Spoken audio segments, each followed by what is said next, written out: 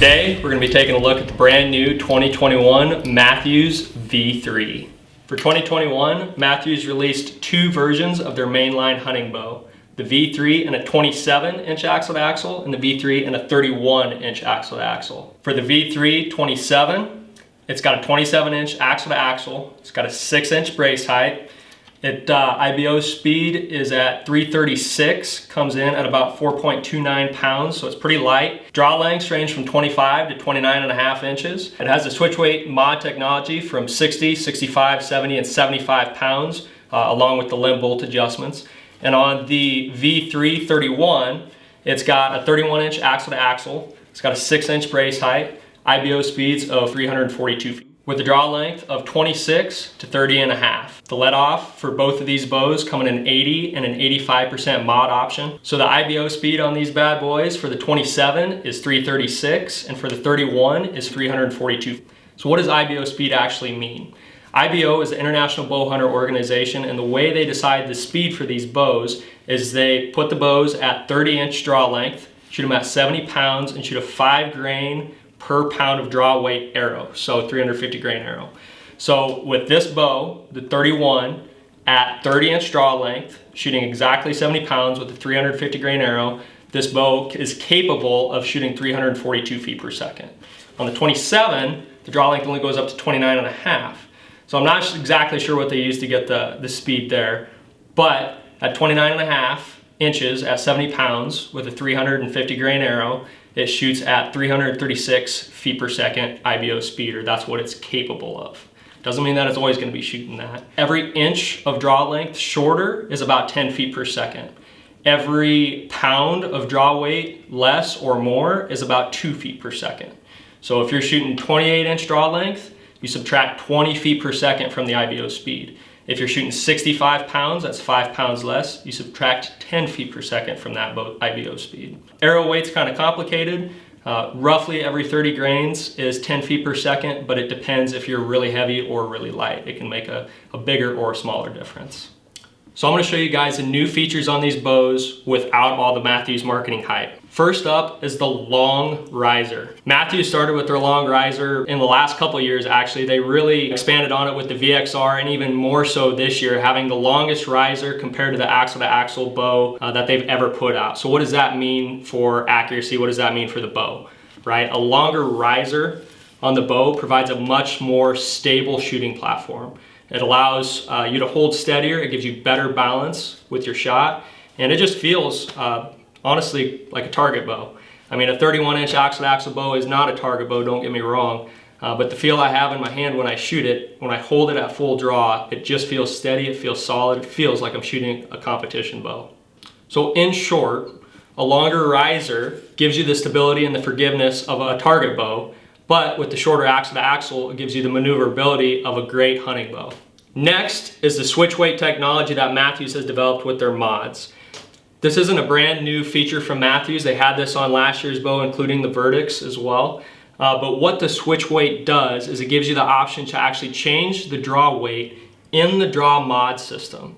So you can change the draw length, the let off, and the draw weight right here in the mod system without actually loosening your limb bolts or twisting or untwisting the cables of the bow. So why a removable mod system in place of a rotating mod system? The simple way for me to describe it is efficiency. When you can remove the mod and put a new mod in, you keep all the efficiency of the bow. When you rotate that mod, every time you go down from the peak part of the draw length, say it maxes at 30 inches, you actually lose efficiency in that bow.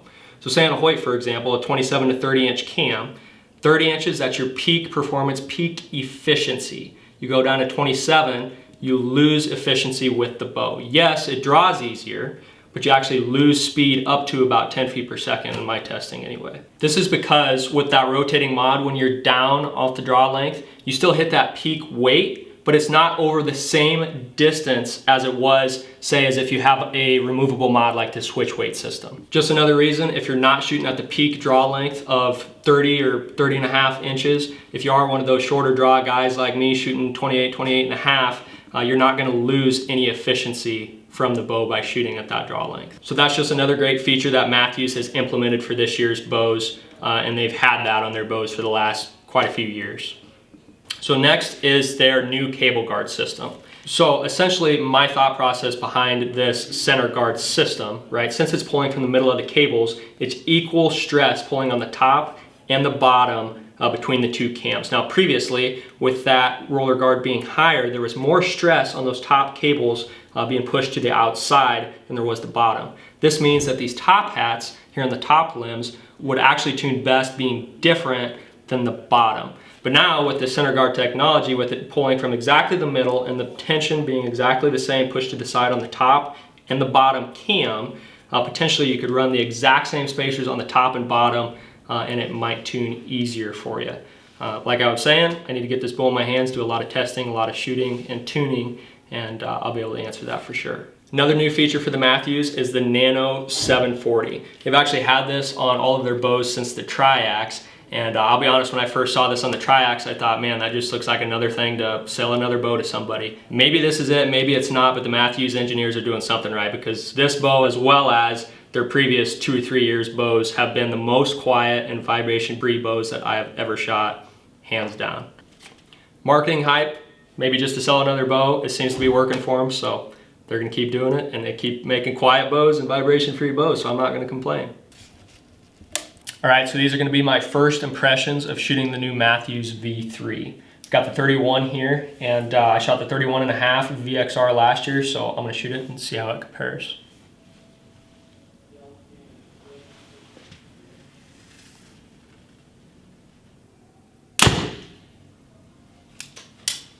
Shoots quiet, no vibration, that's for sure. First impressions, this one is set up at the max draw length, 30.5, which is quite a bit long for me.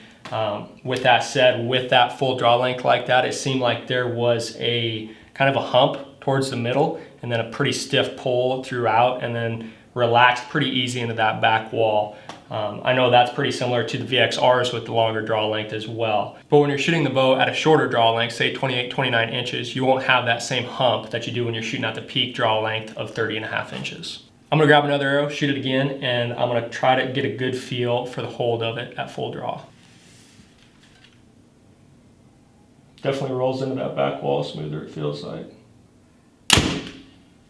Man, that feels pretty rock solid. I mean, even though the draw length's way long for me, it feels super, super steady at full draw. Just the balance of the whole riser and the way, I don't know, the way that it just sits in my hand, it feels amazing. So this is the 27. We've got it set up at a 28-inch draw right now at 70 pounds. We're gonna crank it back and see what it feels like.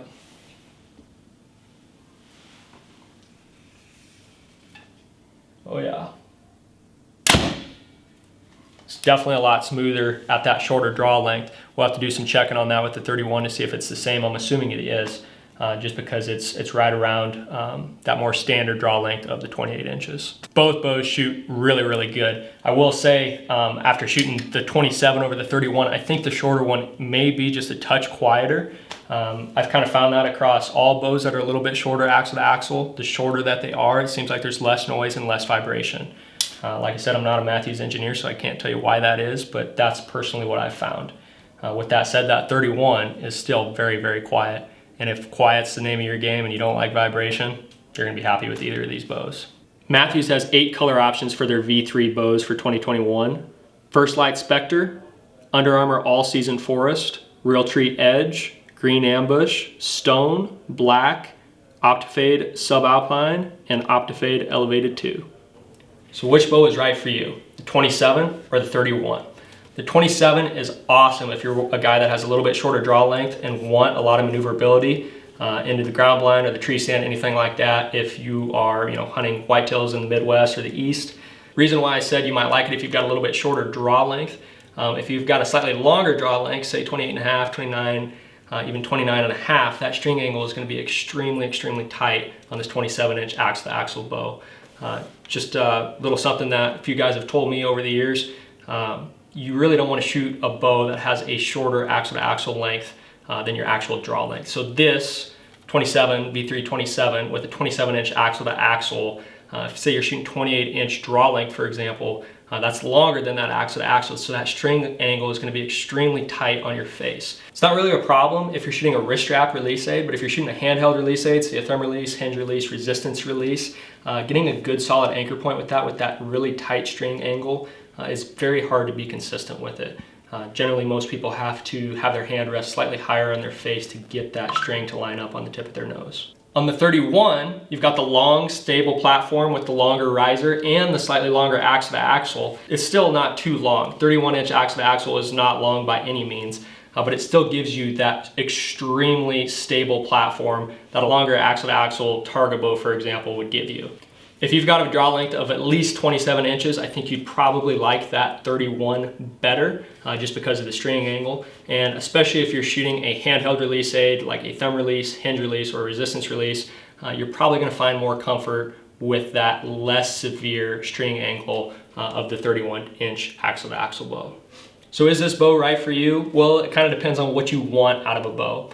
If quiet is your name of the game and you don't like vibration, you will love these bows. If maneuverability is your thing and you want a small compact bow you can carry to the blind or go into the tree stand with, it fits it perfect. A lot of guys really don't like the draw from these cams, and that might be the #1 reason why they don't like some of the latest Matthews bows with these cross-centric cams. But what I gotta say about that is these cams are a lot more efficient, right? So you could actually shoot a much lower poundage, say 60 pounds for example, and still be getting a lot of the same efficiency out of that cam, shooting 10 pounds less than you might be shooting, say, a Hoyt or a PSE, back on that lower draw length. We go back into cam efficiency. With that rotating mod back down, you lose a lot of the efficiency, and it's not actually going to deliver that same performance that this bow is at a lower draw weight. With that said, you can turn the poundage down, get that smooth draw, and still get the same performance out of this bow that you might get out of other bows at a higher poundage.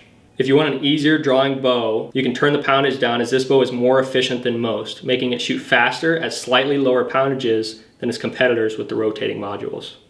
Thank you guys so much for watching. Be sure to like and subscribe if you like these videos, and let us know which bow you like better in the comments below, the 27 or the 31. Will you be getting one? If you haven't already, be sure to check out our Learn Archery playlist. I'll link it to the description below. And also, if you're interested in hunting videos, check out some of our hunts from this fall. I think you'll like them.